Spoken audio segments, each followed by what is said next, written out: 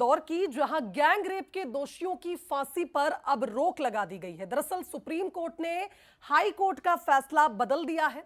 आरोपियों को फांसी की सजा हाई कोर्ट ने तो सुनाई थी, लेकिन अब इसे सुप्रीम कोर्ट ने इस फैसले को बदलते हुए फिलहाल फांसी पर रोक लगा दी है। इरफान और आसिफ की फांसी को रद्द कर दिया गया है। तो केस को फिर से ट्रायल कोर्ट में भेजा गया है। आगे की अपडेट आपको दे दे। डीएनए रिपोर्ट को पर्याप्त नहीं माना है सुप्रीम कोर्ट ने और इसी आधार पर यह फैसला लिया गया। तो साइंटिफिक एक्सपर्ट्स के बयान मांगे गए। 2018 में मंदसौर में ये रेप की वारदात हुई थी। मंदसौर कोर्ट ने ये सजा सुनाई थी, दोनों आरोपियों को फांसी की सजा सुनाई गई थी, लेकिन ये मंदसौर कोर्ट से हाईकोर्ट पहुंचे। हाईकोर्ट ने सजा बरकरार रखी, तो हाईकोर्ट से फिर सुप्रीम कोर्ट का दरवाजा खटखटाया, जिसके बाद अब फांसी की सजा पर रोक लगा दी गई है। तो डीएनए रिपोर्ट पर्याप्त नहीं है, ये बात सुप्रीम कोर्ट से कही गई है। और चूंकि आप देखिए रेयर ऑफ रेयरेस्ट केस में ही फांसी की सजा दी जाती है, सुप्रीम कोर्ट अब इस सजा को लेकर एक बार फिर विचार करेगी। फिलहाल हाईकोर्ट के फैसले को सुप्रीम कोर्ट ने रद्द कर दिया है।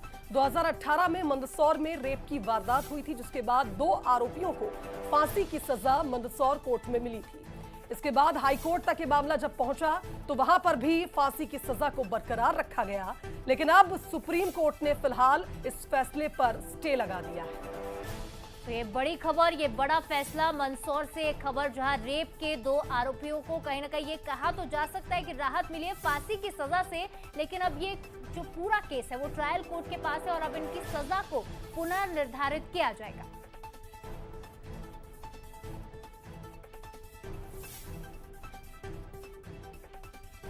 चलिए, हमारे साथ संवाददाता पीयूष पारे इस खबर पर लाइव जुड़ रहे हैं, उनका रुख कर लेते हैं।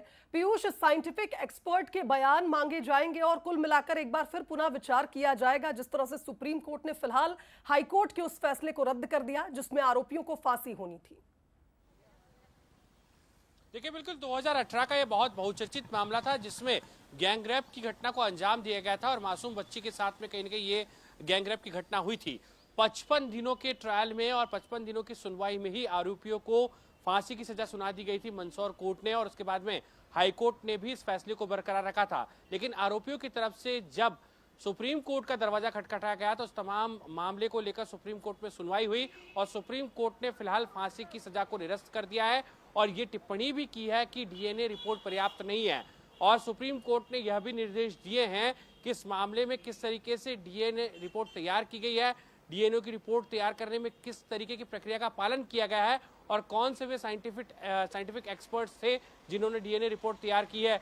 उन तमाम साइंटिफिक एक्सपर्ट्स के अब बयान कोर्ट में लिए जाएंगे, यानी कि उन्हें कोर्ट में पेश होना पड़ेगा और बताना पड़ेगा कि आखिर किस आधार पर और किस तरीके से उन्होंने पूरी डीएनए रिपोर्ट तैयार की है। फिलहाल अगर बात की जाए तो सुप्रीम कोर्ट के इस निर्देश के बाद में अब इस केस को फिर से ट्रायल कोर्ट भेजा गया और ट्रायल कोर्ट में इस केस की फिर से सुनवाई होगी।